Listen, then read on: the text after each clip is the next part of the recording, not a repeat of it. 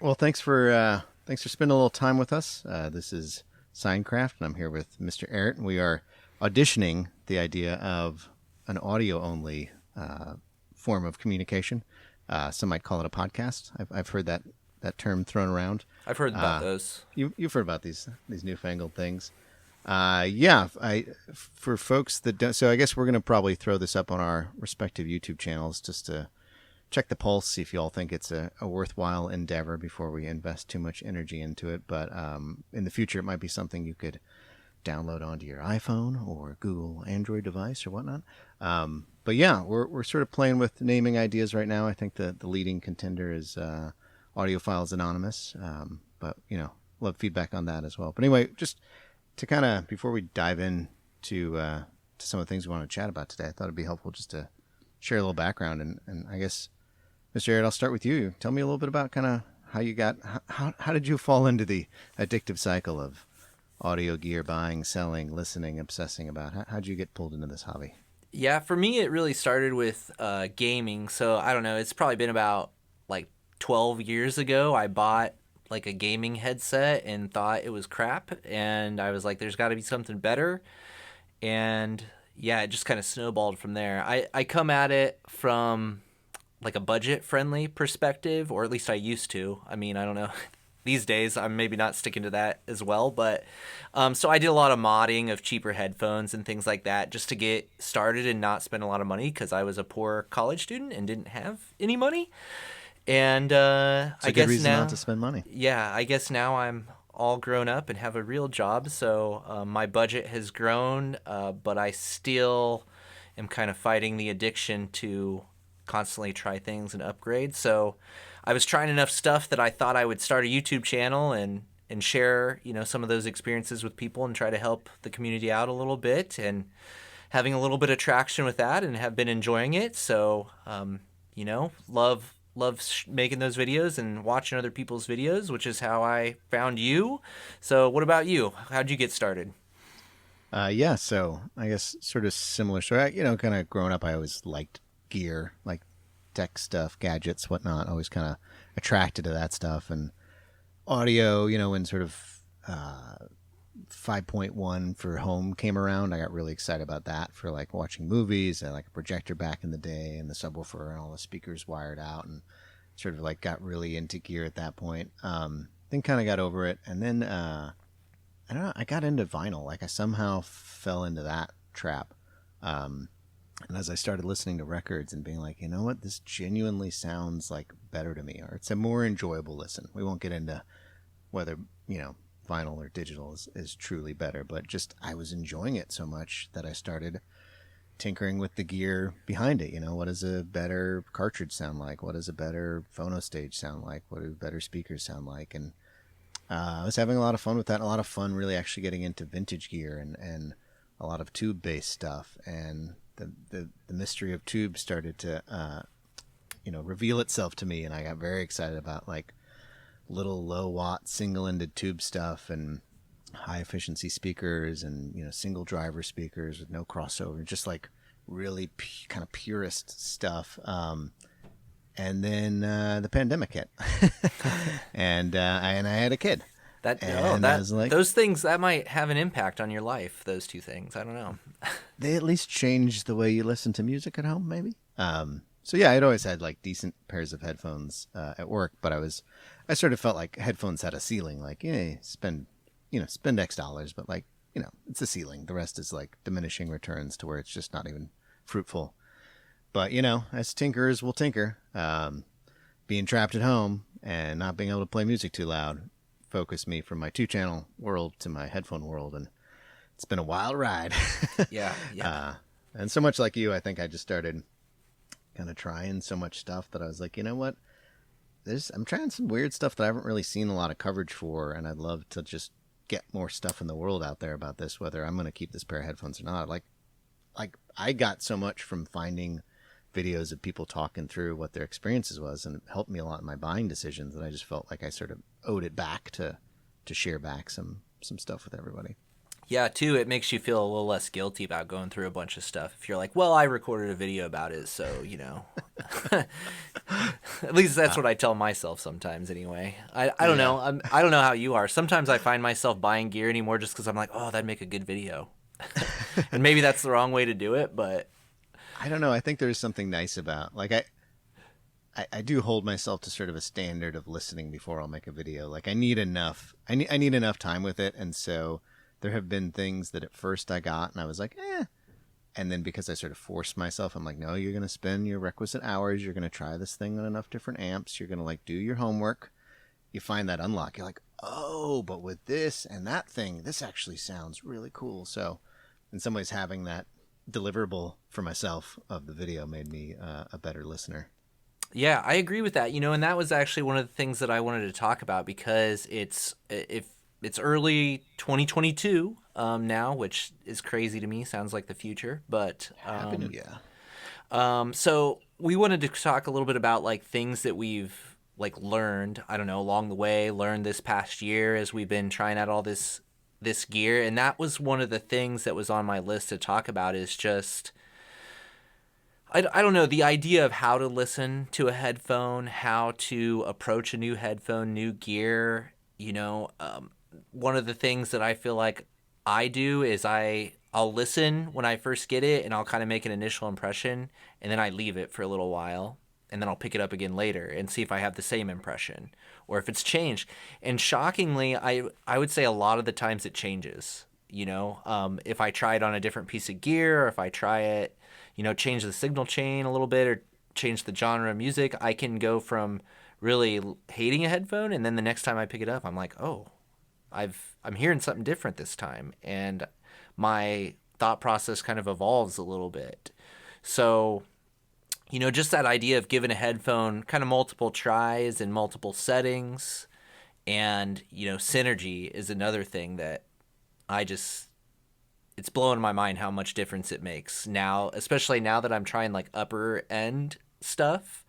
I've really noticed some phenomenal pairings. Yeah, I think both those sort of fall under the don't judge a book by its cover category, right? Where like the first, even like from the aesthetic of a headphone, like there's a lot of, or from something you've read online or whatnot. I it's very hard, right, to go into putting a pair of headphones on as a truly blank slate, right? Because it's like you're gonna have done a little research. You didn't just open your wallet for something you didn't know anything about. Like you're going into it with some expectations of like, oh, well, this guy whose opinion I normally agree with thought it was, kind of cold, or it's like, it's really hard to set that stuff aside, but it's so important to, because, the only thing that matters in all of this is how it sounds to you. And sometimes finding your own truth is hard. Like sometimes there's things where I get and I'm like, I am determined to like the thing. Like the Meze Imperium, when those came out, I was like, just the aesthetic, the build story, the technology story. Like I was like, these headphones are going to be the be all end all headphone to me. They came in this little case. They just presented so beautifully, and they are great headphones. I mean, they better be. They're super expensive, but it took me like weeks to just admit to myself that they were not making me that happy, and that there were other headphones that were cheaper that were making me much happier. So I think finding your own audio truth is something I don't have the answer to, but certainly a kind of lesson I've learned last year that I'm trying to figure out how to keep that honesty for myself about what I'm hearing. Well, that's why we're here, right? Is because we're searching out there for stuff, and I don't have the answer either. Like I said, I'll listen to one headphone one day and think it's great, and then the next day I'll pick it up and I'll put it on something. I'm like, I don't like this at all, and like I wonder what I was thinking when I was listening to it last time, and Yeah. So I don't know. I don't know if my tastes change from time to time, if it's all just source gear or whatever music comes up. But I mean, I definitely have mixed feelings a lot of the time. And I think the best thing that I've just started to tell myself is just I try not to look. I mean, as much as possible, I've tried to kind of disregard what other people say about anything. And I just try to go into it with, am I getting joy out of it? Am I enjoying my music? Do I want to listen to more music? Am I listening to more music than I was previously? And so that's really what it comes down to for me. And that's right on, right? It's like you have to have what your measure is, and we can talk about how fast the headphone is, or how much bass extension there is, or whatever. We can talk about a lot of the more objective sort of ways of understanding audio and our experience as humans consuming audio. But at the end of the day, you have to have some measure for like what stays in your system and what goes. And I think joy, or finding additional time to listen, finding yourself putting the headphones back on, those are great tools to say like, maybe this belongs. Maybe this is what I really need in my system. I mean, maybe I'm showing my hand here a little bit, but my opinion would be that any sort of metric like that of just like use and enjoyment is way more useful than any type of SINAD measurement. Yeah, so you don't have a plastic like dummy head in your house with microphones in its ears? I did at one point in time. Have a measurement system, and I toyed with that a little bit, and I just thought it was a lot of work, and I didn't feel like it really told me anything that my ears didn't already tell me, and I just decided it wasn't for me. There's a couple of ways to approach this hobby. I mean, there's more than a couple, but right? Are you a music-based listener? Are you a gear-based listener? Like, are you a measurement-based listener? Like, and so I kind of tried to do the measurement stuff, and I thought it took the fun out of it, honestly. Like, I just didn't want to mess with it. And like, when it comes down to it, like, I want to listen to music, and if I'm doing a bunch of stuff that is gear related, but I don't get to listen to music, like, for me, that meant I was missing the mark. So I moved very far away from that.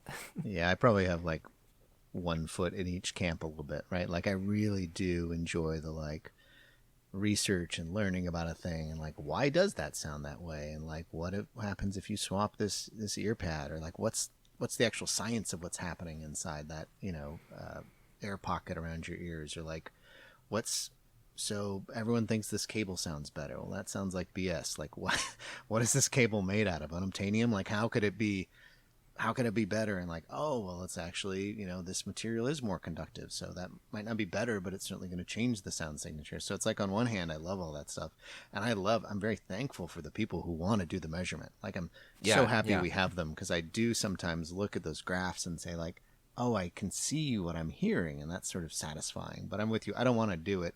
And I think there's times where I slip too far into the like, nerd alert category, and I start to lose track of music, which is really my love. And like, sitting down, listening to a great record on a good amp with some nice speakers, and just being totally consumed by it is that's the goal. Like, I'm always trying to get back to that euphoric moment of like, man, that sounds good, and man, I love that performance, and just that it's that. I think when the quality of what you're hearing in terms of its technical performance, and then the quality in terms of the music and how much it resonates with you, just what your preference, like, when those two things come together and lock, that's when my brain explodes, right? Well, and what's cool is like, it happens sometimes in ways that you wouldn't expect, For instance, I've got 5XX, right? Cheaper Hi-Fi Men drop collab right now. And when I first got that thing, I thought it sounded dry and sterile, and I didn't like it at all.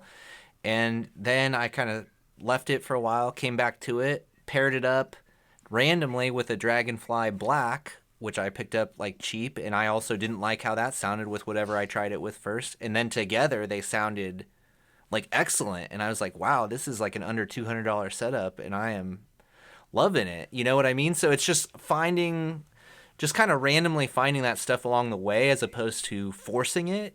Yeah. Seems to work better for me. Whenever I'm like, oh, this has to go with this, and that ought to sound perfect, like, I feel like I'm not very good at that.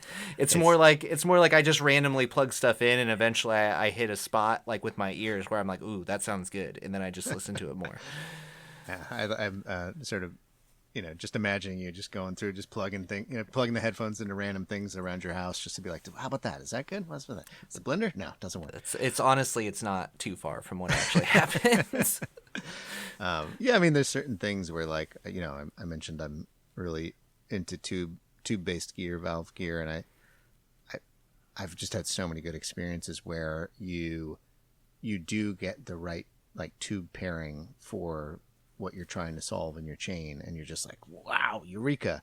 And that does take some intention. That one's a balance of like definitely some luck, but also some like I gotta go and look and see, if I've got a rectifier and an input tube and two power tubes, like which one of those do I need to change to affect the thing that I'm hearing that I don't like, and then which way do I want to push it, and then let's try to go find a tube that has those qualities more than the one that I'm currently running. So that's like, a bit of research, a bit of quote unquote science.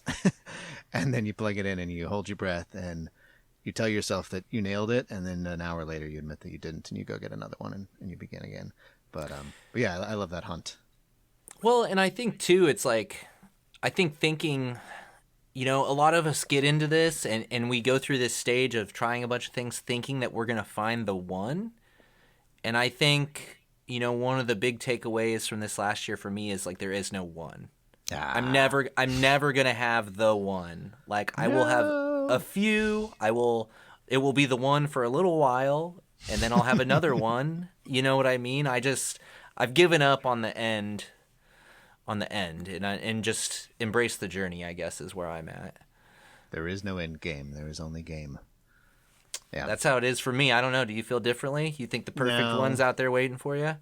No. I mean, I'd love to believe that. Everyone wants to believe that. It's still such a nice idea, and I think especially when you're feeling very addicted and very like you're churning a lot in this hobby, to tell yourself that there's a purpose and that you're trying to get to some magical combination it's a nice thing to tell ourselves. But I think maybe people with more self-control already found that the magic combination was like 16 combinations ago.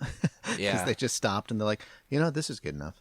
Like that's the only way you can do it in this hobby, is just be like, I'm going to get rid of everything else so I have nothing to A-B this with, and I'm going to just enjoy music again. Do you, let me ask you a question. Do you buy stuff you've already owned? I have done that. It's rare, but it's happened. See, that's my problem. Because like you and I both buy a lot of used stuff, right? That was kind of like one of the things that we had in common. But what I've found, obviously if we had endless amounts of money, maybe we just keep them all. But in order to fund new things, you sell old things. But then I find myself going, oh man, I wonder how that headphone would sound with this amp. And then I buy it again and then sell it again eventually. But, Yeah, there's a ton of stuff I'd love. I'm tempted to get again, because it's like when I heard that 2 years ago, the points of reference I had were so much smaller, right? I just had so much less experiential data to draw from to understand a thing. And sometimes I'm like, man, I'd love to hear that with all the context I have now and see if I still feel the same way or if my impressions would be significantly different. Yeah, me too. And again, I think it's a little bit of both for me, right? I think my tastes changes over time, and I go through kicks of certain things. And then also it's because my gear is always constantly changing. There's new combinations to try that weren't there before. So, I mean, I guess it's not like a big deal to buy stuff for a second or third time. I just want to know that if it's a weird quirk that I just do, or if other people have that problem too. Again, it's an addiction. We're trying to share experiences to help each other here, right? We talked a little bit about kind of takeaways from last year or revelations, things that have stuck with you. What you making any New Year audio gear resolutions moving forward? Anything you're sort of promising yourself for 22? Yeah, promising is maybe a strong word. But if I were to lay out one specific goal, it would be to keep less gear on hand and maybe progress a little more slowly through gear. There are times where I just accumulate so much just so quickly, whether it's just I'm hunting for something specific or just I randomly come across several good deals at once. And so like right now I have, let me count them on my desk here. 1, 2, 3, 4, 5. I've got 6 amps sitting on my desk right now. And none of them are cheap. And I don't really have any reason why I have all of them, except that like I wanted to try them, and I got good deals on a couple of them, but I feel like it almost puts an unreasonable amount of pressure on me. It almost makes it less enjoyable when I do that, because then I feel pressure to, I got to get this listened to, and I want to do a video about it, but I got to get it sold too, because I don't want too much money invested. So Yeah. I think my main goal is just to slow my pace a little bit and maybe, exercise a little more restraint when it comes to trying new gear and purchasing new gear. And even if I can manage to do that a little bit, I think it'll relate to overall more enjoyable experiences in the hobby. What about you? I don't know. Do you have that same problem? I do have that same problem. I think when there's a bunch of gear around, it takes away from it, because it's like I do feel, sort of bad for the piece of gear that's not getting time. Maybe there's a thing that I really want to listen to that I'm not listening to as much because I'm feeling like I have to listen to something else. I guess it's tough, right? Because on one hand, I'm saying, well, you have to make time for new things, right? You have to like spend a bit of time with them over some calendar time to see how you ultimately feel about them and how well they ultimately fit within your system. And then on the other hand, I'm saying like, well, I don't want to make time for a bunch of new gear. I'm sort of starting to know really what I like, and kind of just want to spend my limited amount of listening time on that. I guess the only other variable is just pacing, and if you can slow it down a little, reduce the pace, and have less things on the desk, so to speak, then yeah, it seems like you can apply your time in a way that's going to be more satisfying.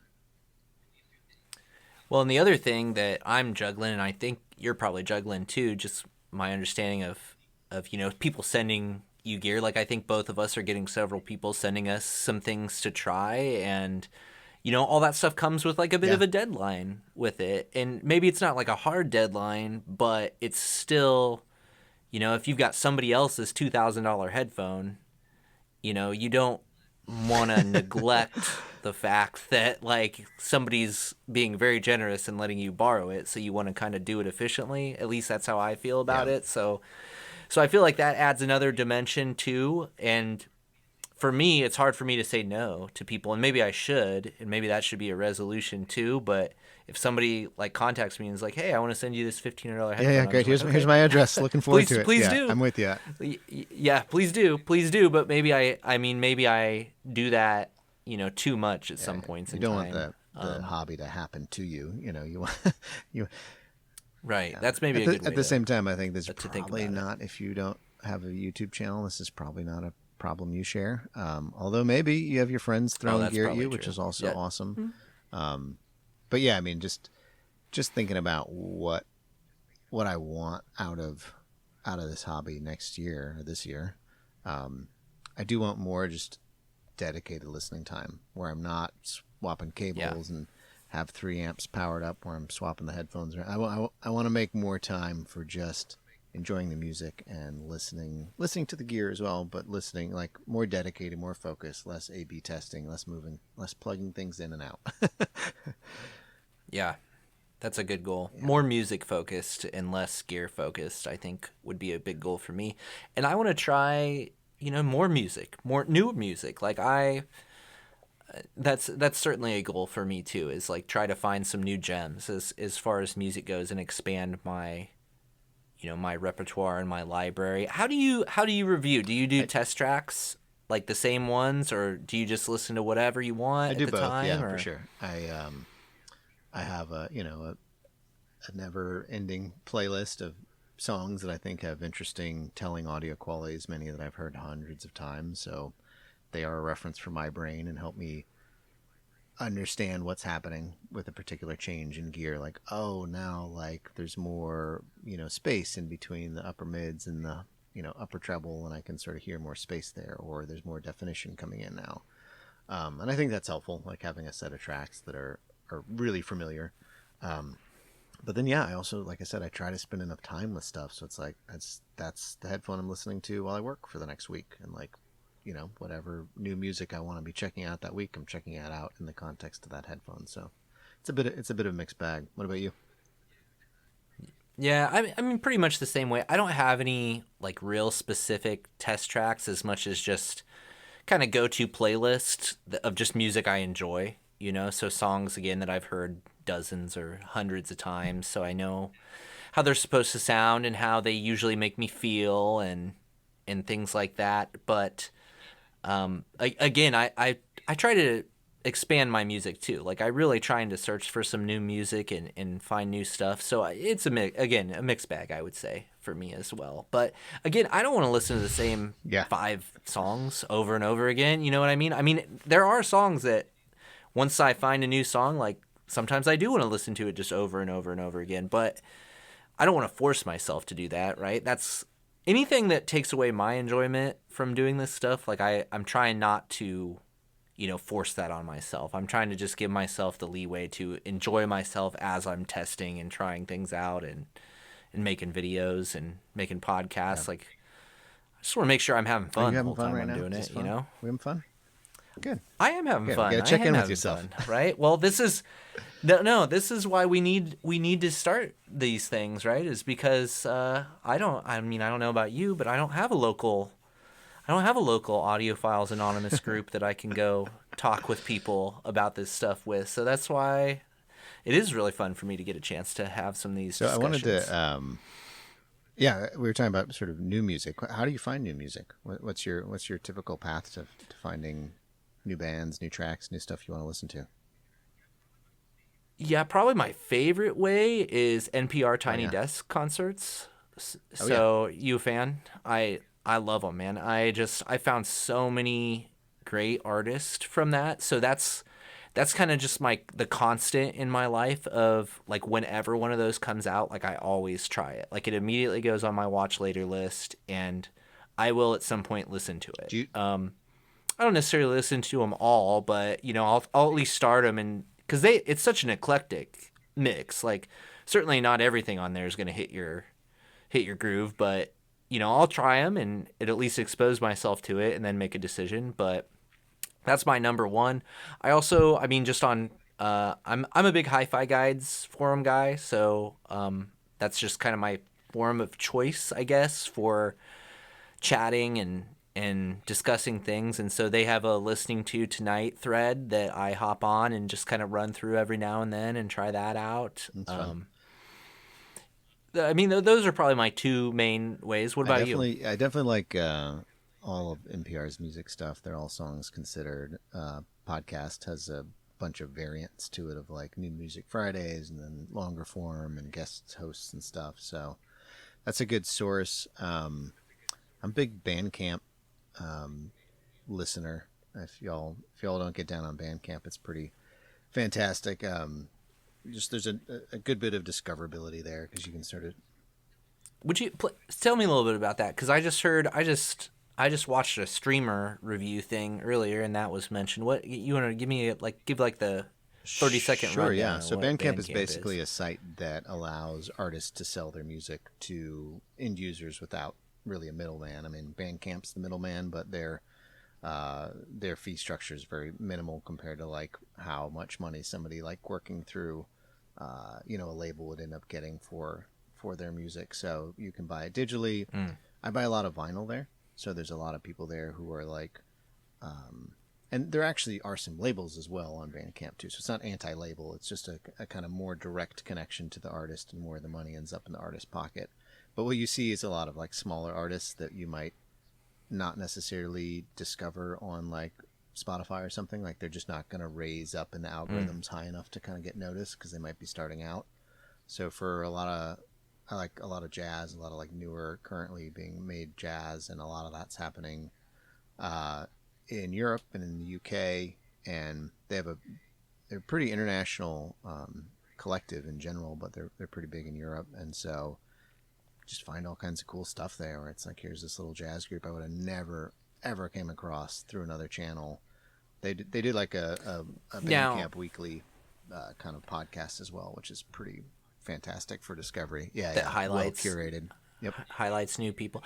And I mean, I assume you can just stream stuff too from most there. Artists will and let just you stream stuff without giving them any money if you want. And then if you want to buy their album, you can sort of get it. You can download, high quality FLAC and all that stuff for people who care, or you can just stream it from the site.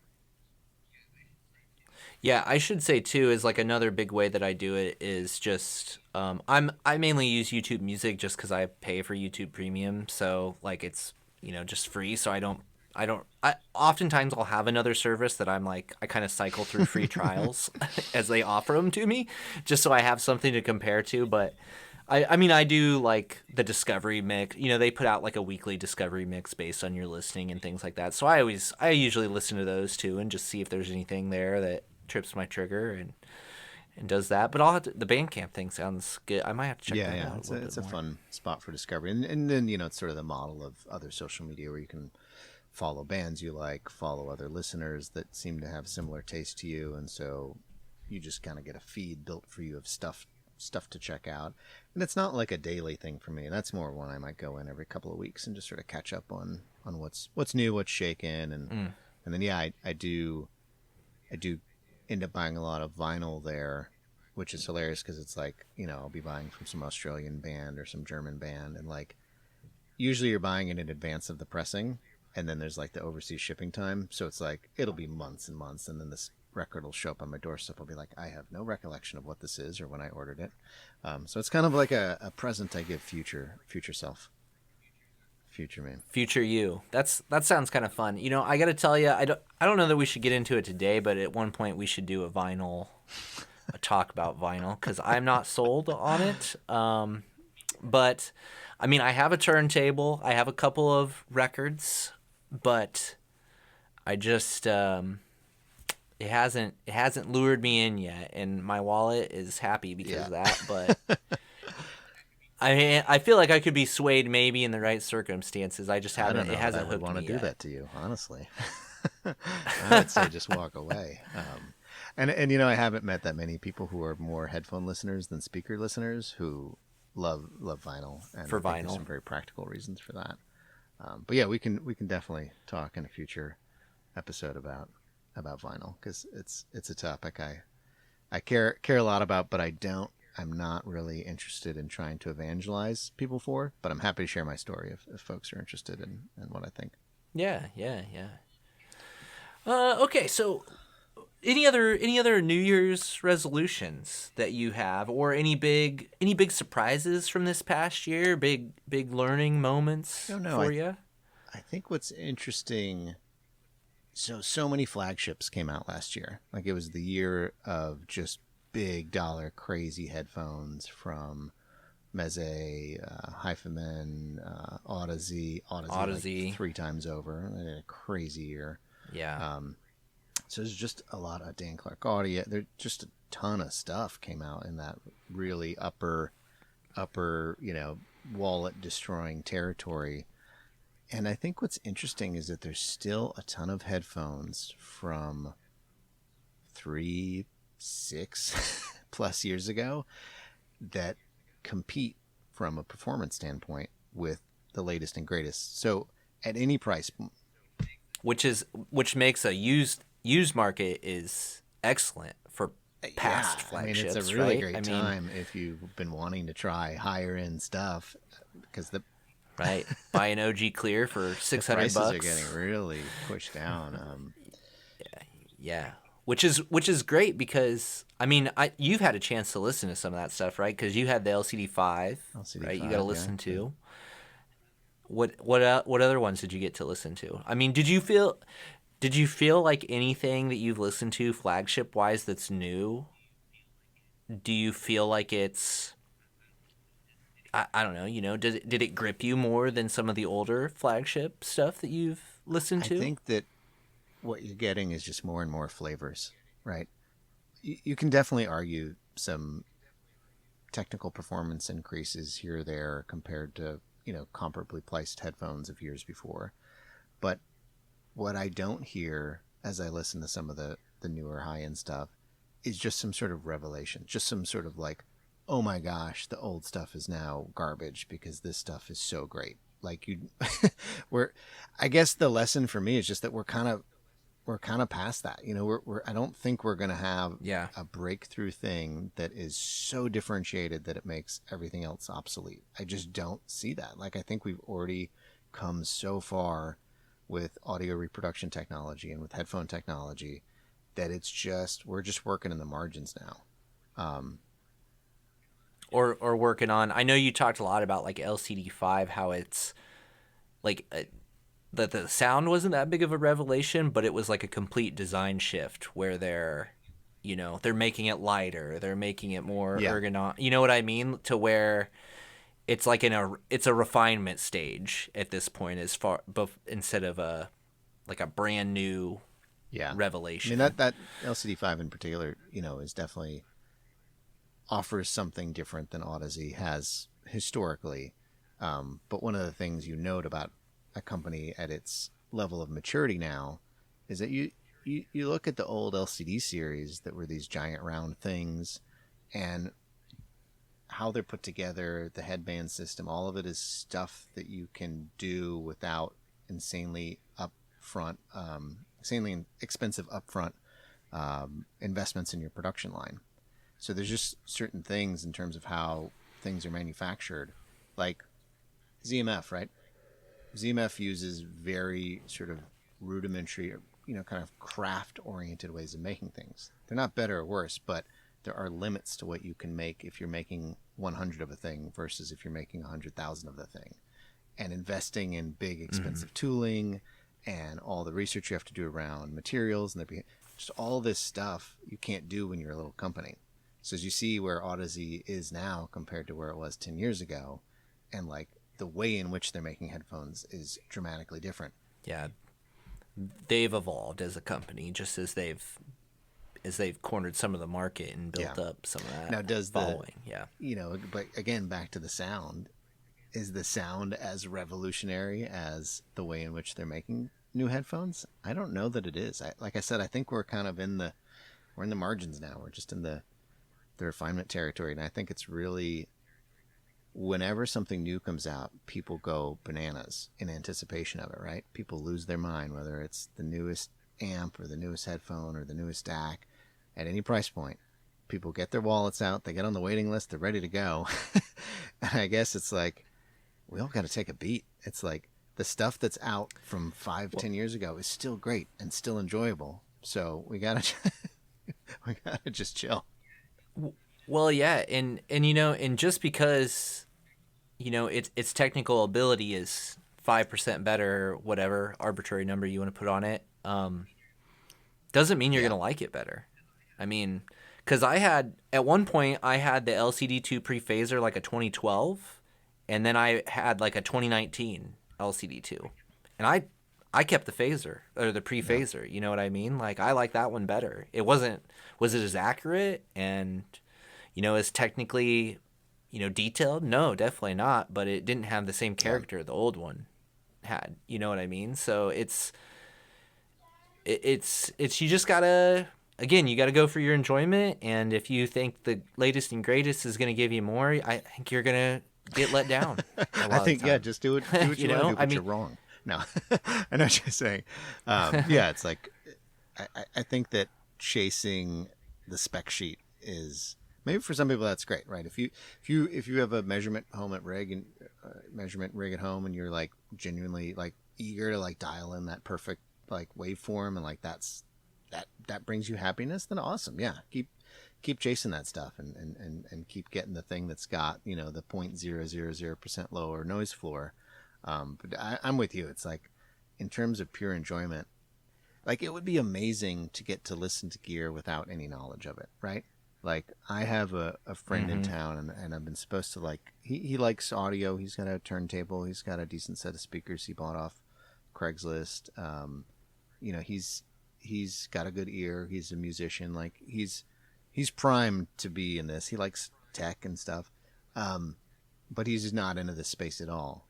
And I would love to just sit him down and like play him a couple sets of, headphone DAC amp combos without telling him anything about who the companies are, what the price tags are, anything, and see which direction he goes. Like, without any of the stuff that we all have baked into our heads. Blindfold him and just like don't let him even touch him. Just put him on his head. from, and just see. I'd be super curious too. I don't know. I question myself. I'd love to just blind test myself sometime. I just got to talk my wife into sitting down and doing it. But because I don't know what I question. Like I said, I go back and forth on stuff, and I question my own hearing Yeah. sometimes, and I wonder if I am just being swayed by the price of something or the fancy finish. Well, and there's a little something to that, right? I mean, it's an object you own and interact with. I don't think we have to like throw out the entire like what's the build, what's the materials, all that. It's like I think it's great to have a full ownership experience, right? Where it's like I like how it looks, I like how it feels in my head, and I like how it sounds. Well, and that's something that I've come to appreciate too. Is like I do care about the experience. I do care about the owner experience, and I do want my Yeah. stuff to feel nice, and look nice. Like I do. Like I got the bottlehead crack on my desk that I finished the wood for, and I look at it and I Yeah. like looking at it, and it looks sweet over there, and I'm like, yeah, I put that That's together. great. Yeah, we'll That's have to talk awesome. about Bottlehead in a future one as well, and the DIY side of this hobby, which is really interesting as well. I guess we should probably start kind of wrapping this one up. Um, I guess I'd say, Yeah, sure. What do you like? Should we do some gear updates and yeah, just let yeah, people know what we've that's a got good and where idea. we're at and what we're What are you trying listening out? to right now?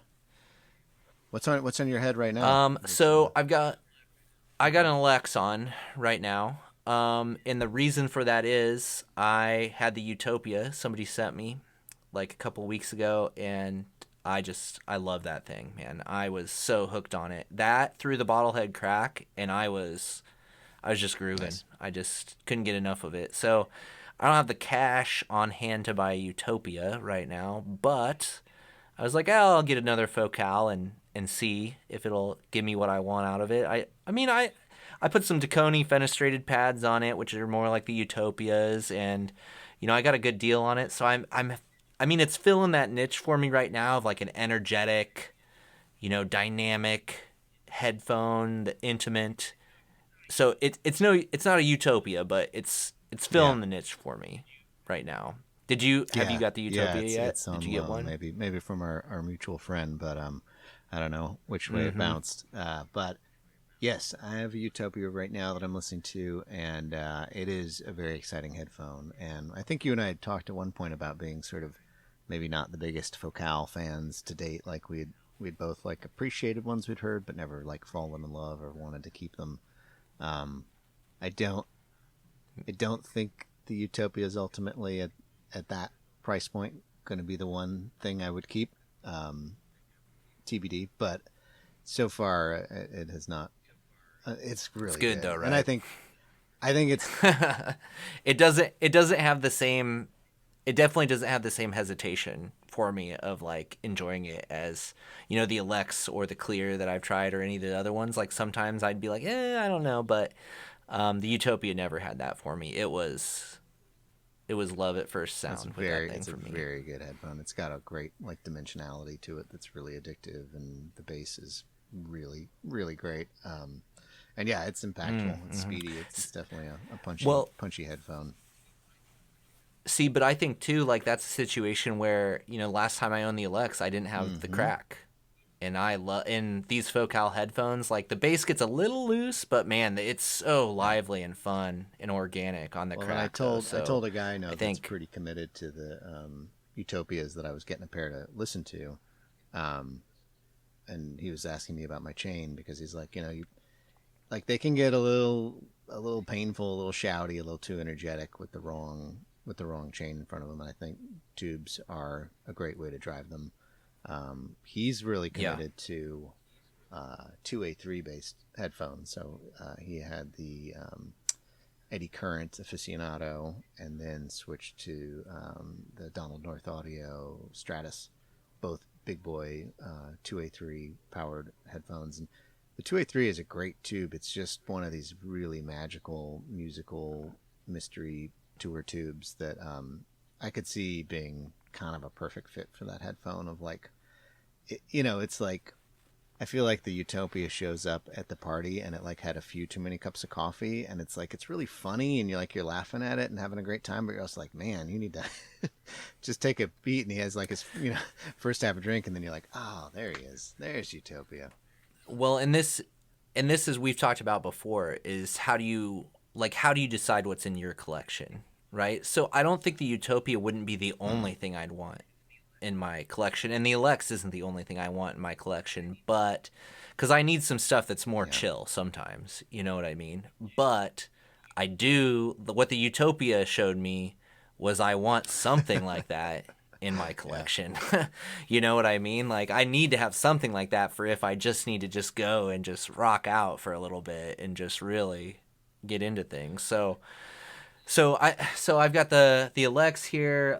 Things I've got on hand to demo are I've got a 17.7X Bear. I reviewed the 1770 Pro that hasn't come out yet. I got an Aria Stealth Edition right now, which is, a good complement to something from Focal because it's big and little and refined, and it's just a very interesting signal. And then outside of that, I mean, I've got my Bifrost 2, and then I've got all these amps. I've got a Singzer SA1, I've got the Crack, I've got X-Duo TA20, I've got a Toping A90, I've got a Burson Funk, I got a Burson Soloist. So I'm kind of trying to like figure out my amp situation and just what do I want to keep for the long term, if that even is a thing for me. So that's the stuff that I'm running through right now. It's mainly an amp decision at this point for me. What about you? Yeah, I have wanted to try. I haven't tried anything from Burson, and I'm very curious. So I'll be interested to hear what you think of that stuff. I can send you it when I'm done with it. That's good. Are you doing a review on those guys? I mean, I will eventually here. I own all that stuff except for the X-Duo, which was loaned to me by Apos, but outside of that, it's mine, so I can kind of take my time with it and try it out. But I tell you, I think I like the Crack better than all of them. Well, so that wouldn't surprise me. I've never owned a Crack, but I have owned many tube-based headphone amps, and they're not. It's not like all tube headphone amps are better than all solid-state headphone amps by any measure. They're all different and all provide unique things. But I have a couple other Bottlehead pieces, and I've had a lot of experience in the tube-based amplification side, and it tends to. I mean, when you get it right, it's magical. It really is. What am I listening to? Do you have a main line? No, I don't have a main line. I have a Stereo More, which is a speaker amp that I listen to in my bedroom with some very high efficiency speakers. It's a 2A3 thing. I actually have used it to power headphones before out of the speaker taps with an attenuator box, which is fun. Sounds awesome, but the noise floor was just too high, so it was kind of distracting. And then I also have a Euros phono stage that I run in my main system with my vinyl. So those are my Bottlehead things right now. On the headphone side, I'm wearing some Grados, some RS2, some type of Grado. I have to look at it. Yes. Those are interesting.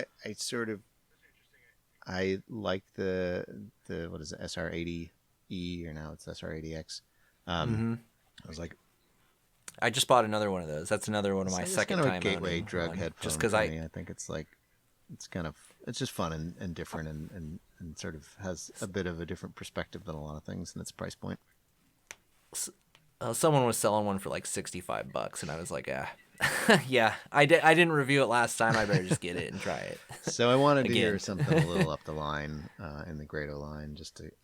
It's a very interesting company, and it's fun to throw stones at them, but I kind of want to give them a chance. And also, like, I'm sort of comparing it to the HD650 as sort of counterparts.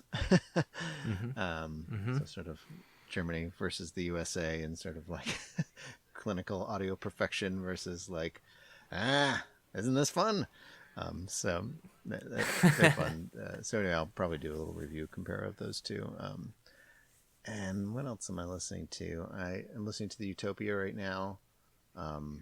This as far as still my benchmark headphone, which is very unfair to anything that's half its price or a third of its price. So I don't A/B them. That's what I hear. I do go back to it to sort of refresh my brain of what to look for and what I want to hear and not hear.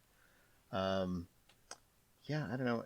Amp wise, I've got the Audio GD NFB amp, which it's like a totally balanced architecture, very nice Class A amp, really good parts, not expensive. I did a review on like that was your vintage one, right? Yeah, your vintage comparison. Molyneux one, Schutz Molyneux one.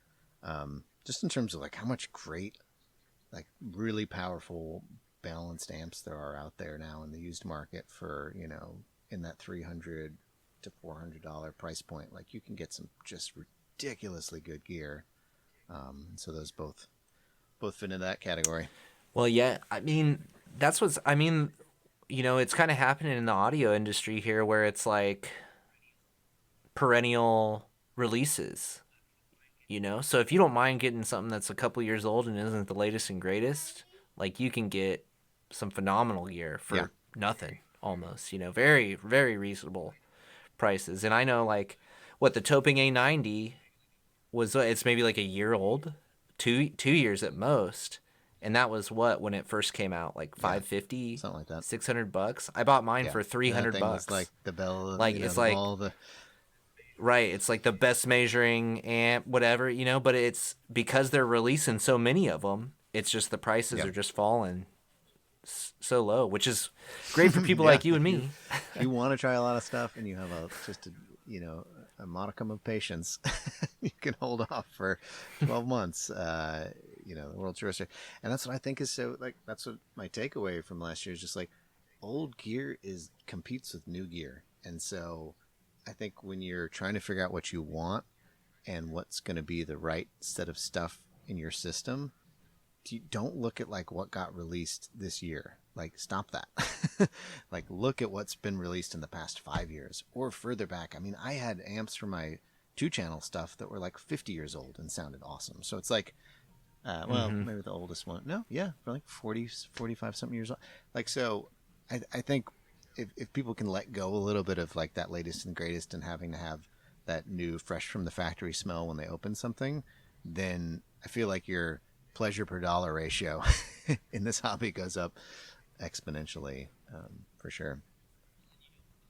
Well, and you don't feel like you're trapped in it either. Normally if you bought like a flagship headphone, like you're kind of trapped in it unless you want to take a gigantic loss, if you bought it new. But bought it on the used market, you can turn around and probably get most of your money back out of it and have the experience under your belt. Yeah, for sure. All right. Well, I think that was a good run for a first podcast attempt. So I guess right? we'll probably throw it out to anyone who happens to hear this. I was going to say anyone who happens to see this, but you'll see nothing. But if you hear this and it sounds interesting and you want to hear more, let us know. And I think some of the topics we've sort of got penciled in is, we've talked a lot about synergy and system building, and so we'll probably talk about that in the future. Figuring out what you like is, I think, a topic we're both kind of passionate about, and I think we both have some thoughts and opinions on kind of the forum and reviewer ecosystem that we. Yeah, just how to interpret reviews maybe would be a nice way to put it. No, jaded us. What?